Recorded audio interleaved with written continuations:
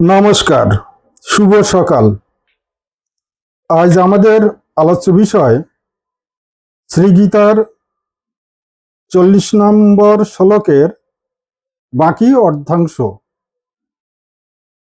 এই অংশের সাধারণ অনুবাদ এবং আধ্যাত্মিক অনুবাদ আজ আমরা জানার চেষ্টা করব। ওম নমো ভগবতে বাসুদেবায়, ওম নমো ভগবতে বাসুদেবায়, ওম নমো ভগবতে বাসুদেবায়। জয় গুরু, জয় গুরু, জয় গুরু। শ্লোকটিতে অর্জুন কর্তৃক বলা হয়েছে যে, হে কৃষ্ণ, এইভাবে অধর্মের প্রাদুর্ভাব হলে কুল স্ত্রীগণ দূষিত হবেন। হে বাষ্ণেয়, কুল স্ত্রীগণ দূষিত হলে বর্ণ সংকর দেখা দেবে। পূর্ববর্তী অধ্যায়ে আমরা কুল কি জেনেছি, কুলোন্নাস কিভাবে হয়, কুলোন্নাস কি সেটা বুঝেছি। আজ আমরা বোঝার চেষ্টা করব যে কুল স্ত্রী কি এবং কুল স্ত্রী দূষিত হলে বর্ণসংকর হবে, এটাও বাকি। সাধারণ অনুবাদ। সাধারণভাবে বলা হয়ে থাকে, পরিবার যদি অভিভাবকহীন হন তাহলে কুল স্ত্রীগণ স্বেচ্ছাচারী, কদাচারী, পাপাচারী হবে।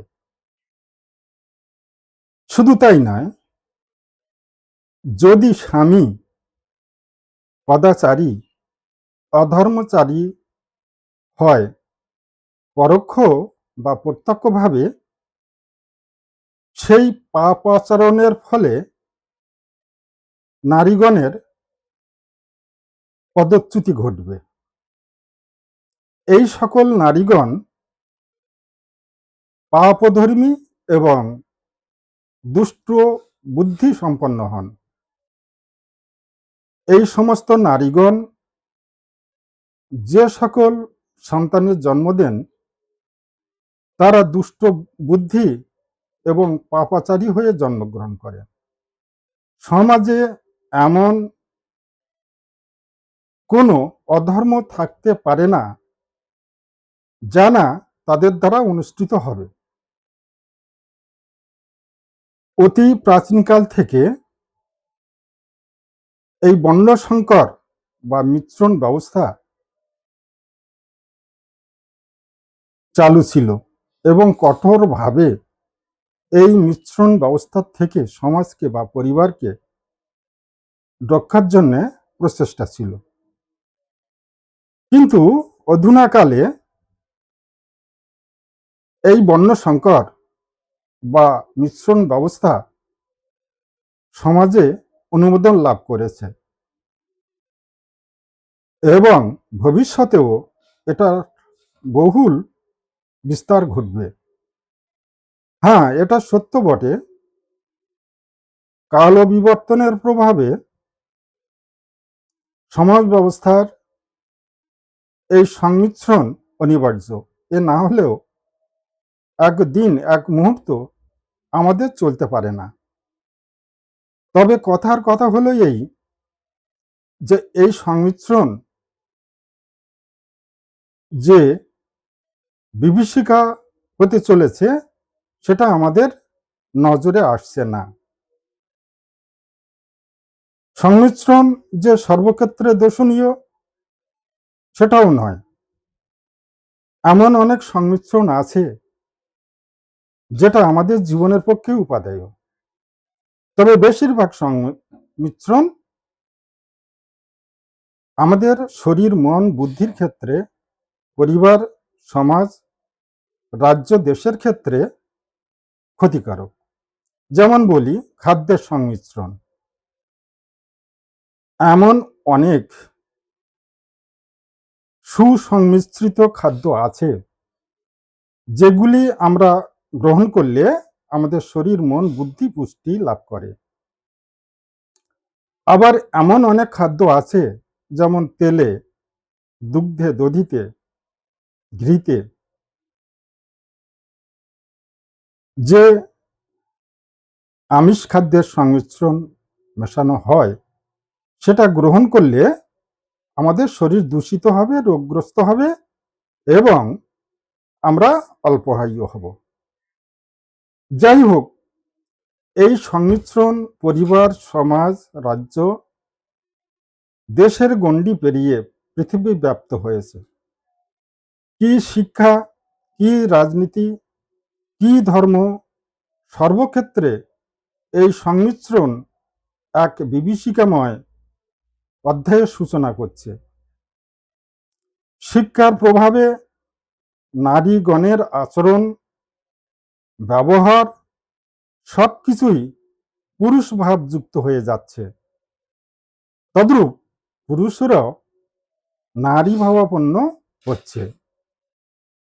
ধর্মক্ষেত্রেও দেখা যায় এই অদ্ভুত সংমিশ্রণের ফল। সাধন ভজনের নামগন্ধ নেই, বিভিন্ন মঠ মন্দিরে আসা যাওয়া, বিভিন্ন গুরু সাধুদের কাছে দীক্ষা নেওয়া, এসবই সংমিশ্রণের ফল। এবারে আমরা আসি আধ্যাত্মিক ব্যঞ্জনাটা কি রকম। অর্জুন বলছেন যে এইভাবে পাপের প্রাদুর্ভাব হলে নারীগণ দূষিত হবেন। আমাদের জানার বিষয় নারীগণ কি এবং সেই দূষণ অবস্থাই বা কি। দেখুন, যাতে সন্তান উৎপাদিত হয় তাকেই নারী বলে। চৈতন্য শক্তির প্রভাবে আমাদের বহির্মুখ এবং অন্তর্মুখী ইন্দ্রিয়গুলিতে যে কাম, ক্রোধ, লোভ, মোহ, বিবেক, বৈরাগ্য, সম, দম, তিতিক্ষা যে বৃত্তিগুলি উৎপাদিত হয়, সেইগুলি প্রকৃত প্রস্তাবে এবং শরীর নিয়েই হলো নারী। এই নারী দূষিত হলে, অর্থাৎ এই শরীর দূষিত হলে বর্ণ সংকট দেখা দেবে। অর্থাৎ শরীরের রূপ লাবণ্যাদির নাশ হতে থাকবে এবং অভ্যন্তরীণ যন্ত্রাদির কার্যক্রিয়াত্ব হারাতে থাকবে, অর্থাৎ তারা স্বরূপে থাকবে না। এই হলো নারীর গণের দূষিত অবস্থা। নমস্কার।